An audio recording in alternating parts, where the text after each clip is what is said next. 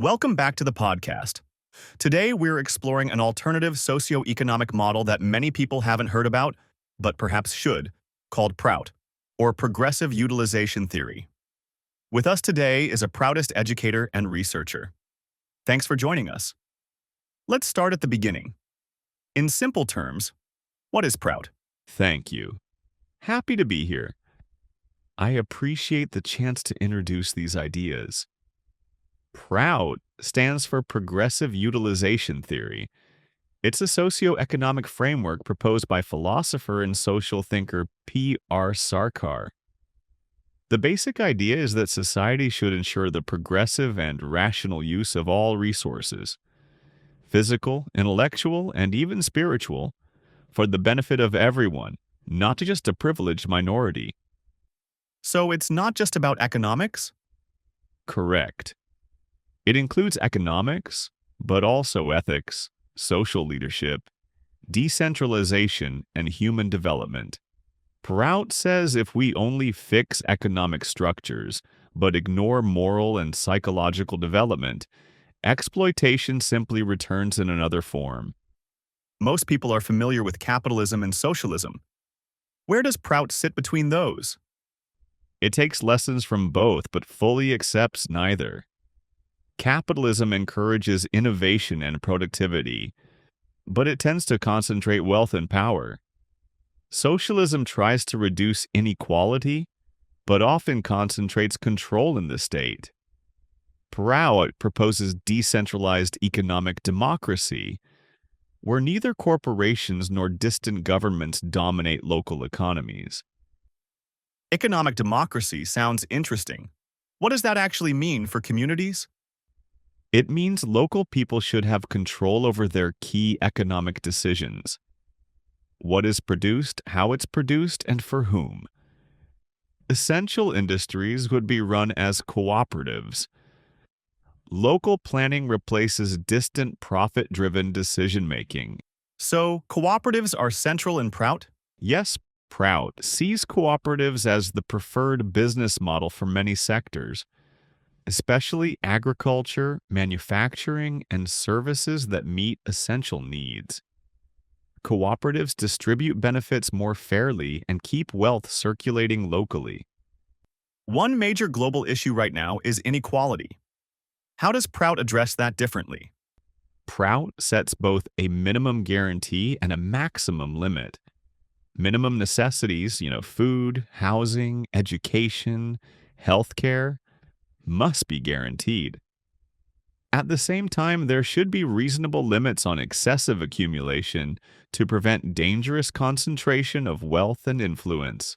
Some critics might say limits on accumulation would reduce motivation and innovation.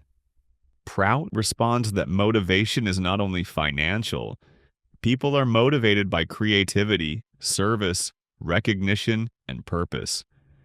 It allows differential income, but within rational bounds, so incentive exists without extreme inequality. Let's talk about poverty. Many systems promise to reduce poverty but struggle. What's different here? Prout focuses on building local productive capacity, not dependency. Instead of waiting for outside investment or charity, regions develop their own industries based on local resources and skills. Job creation is localized and planned around real needs.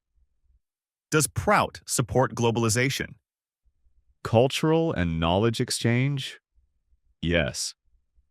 Economic exploitation across borders? No. Prout supports global cooperation, but favors decentralized economies. Regions should be largely self-reliant in essentials, so they are not vulnerable to distant market shocks.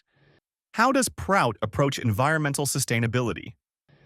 It emphasizes what it calls progressive utilization, meaning resources should be used wisely, efficiently, and regeneratively. Neither over-exploitation nor underutilization. Environmental balance is built into economic planning, not treated as an afterthought. You've mentioned ethics several times. That's unusual in economic models. Yeah, and that's intentional. Prout argues that without ethical leadership, every system eventually becomes corrupt.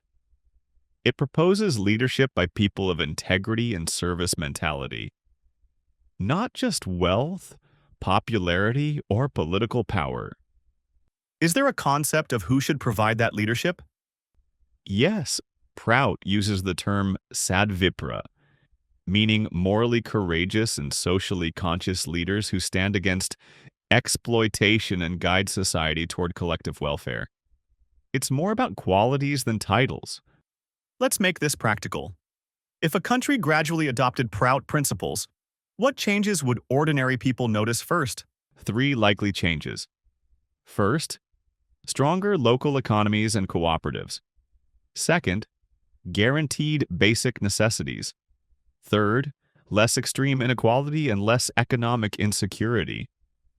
Over time, also more emphasis on education, character development, and social responsibility.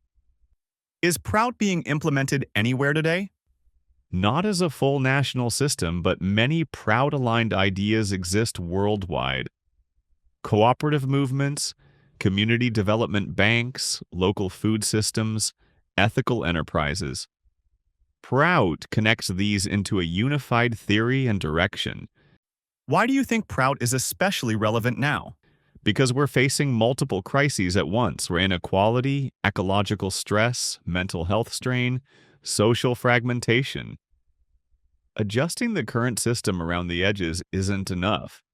We need structural change guided by ethics and human welfare, not only profit or power. For listeners who are curious, what's the best way to start learning more?